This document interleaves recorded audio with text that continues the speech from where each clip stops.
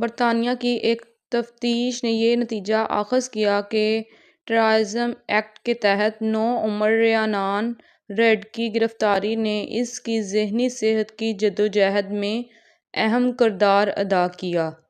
بالآخر سن 2018 میں اس کی خودکشی سے موت ہو گئی۔ 17 سالہ نوجوان کو گیٹوک ایئرپورٹ پر اس وقت حراست میں لیا گیا جب وہ آسٹریلیا میں اپنے خاندان کے ساتھ شامل ہونے کے لیے جا رہی تھی۔ تفتیش سے پتہ چلا کہ گرفتاری اور اس کے بعد کے واقعات نے رڈ کی ذہنی صحت پر گہرا اثر ڈالا۔ رڈ کے اہلِ خانہ نے دوران حراست اس کے علاج کے بارے میں تشویش کا اظہار کیا تھا۔ دی گارڈین کو ایک خط ضلع جیل کے ورثاء کے لیے بھیڑیوں کی کھیتی کی اہمیت پر زور دیتا ہے، زمین کی تزئین کی تشکیل اور مقامی برادریوں کی مدد کرنے میں اس کے کردار کو اجاگر کرتا ہے۔ مصنف کا استدلال ہے کہ کاشتکاری علاقے کے منفرد کردار کو برقرار رکھنے کے لیے ضروری ہے۔ ضلع جیل کے مناظر اور جنگلی حیات کا زرعی طریقوں سے گہرا تعلق ہے۔ خط ممکنہ طور پر خطے میں کاشتکاری کے مستقبل کے بارے میں خدشات کا جواب دیتا ہے۔ ہوم آفس کے یو ٹرن کے بعد ایک افغان انسانی حقوق کے محافظ کو طویل جنگ کے بعد برطانیہ میں سیاسی پناہ دی گئی۔ اس فرد نے، جس نے افغانستان میں خواتین کے حقوق اور جمہوریت کے فروغ کے لیے کام کیا تھا، کو طالبان کی جانب سے دھمکیوں کا سامنا تھا۔ برطانیہ کی حکومت کا فیصلہ ایک اہم تبدیلی کی نشاندہی کرتا ہے، کیونکہ بہت سے افغان انسانی حقوق کے محافظوں کو پہلے پناہ دینے سے انکار کیا جا چکا ہے۔ یہ مقدمہ افغانستان میں انسانی حقوق کے کارکنوں کو درپیش جاری خطرات پر روشنی ڈالتا ہے۔ برطانیہ کی چانسلر ریچل ریوز کو پناہ کے متلاشیوں کے اخراجات کو کم کرکے £1 کی بچت کے اپنے دعوے پر جانچ پڑتال کا سامنا ہے۔ سیاسی پناہ کے بڑھتے ہوئے کینسر کے پیش نظر، ماہرین نے پناہ کے نظام کی پیچیدگی کا حوالہ دیتے ہوئے سوال کیا ہے کہ کیا یہ بچتیں عمل میں آئیں گی؟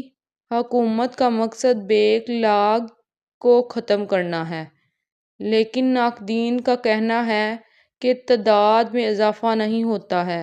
ریوز کے اخراجات کے وعدوں کی جانچ پڑتال میں اضافہ ہوا ہے۔ شمالی آئرلینڈ کی نائب فرسٹ منسٹر میشیل او نیل نے ڈی یو پی کے وزیر گورڈن لیون پر اپنی سوشل میڈیا پوسٹس کے ذریعے نسلی کشیدگی کو ہوا دینے کا الزام لگایا ہے۔ یہ تبصرے شمالی آئرلینڈ میں حالیہ پرتشدد واقعات کے بعد بڑھتی ہوئی کشیدگی کے درمیان سامنے آئی ہیں۔ او نیل نے تقسیم کو ہوا دینے پر لیونز کو تنقید کا نشانہ بنایا، جبکہ لیونز نے اپنے تبصروں کا دفاع امیگریشن کے بارے میں خدشات کو اجاگر کرتے ہوئے کیا۔ اس مسئلے نے نسلی کشیدگی کو دور کرنے میں سیاستدانوں کے کردار کے بارے میں بحث کو جنم دیا ہے۔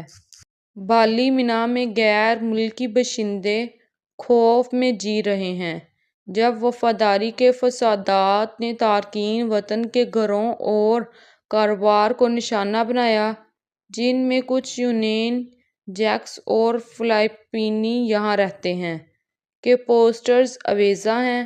حملوں سے بچنے کی امید میں پولینڈ کے ایک رہائشی ڈیوڈ جو بالی منا میں 14 سال سے مقیم ہے، نے دہشت گردی کو اس طرح بیان کیا کہ فسادیوں نے کھڑکیوں کے شیشے توڑ دیے اور اس کے کمرے میں آگ لگا دی۔ افراتفری پر قابو پانے کے لیے جدوجہد کرتے ہوئے 32 پولیس اہلکار زخمی ہوئے۔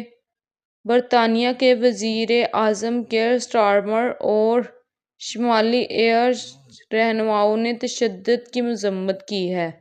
جو امن کی بحالی کے لیے کام کر رہے ہیں۔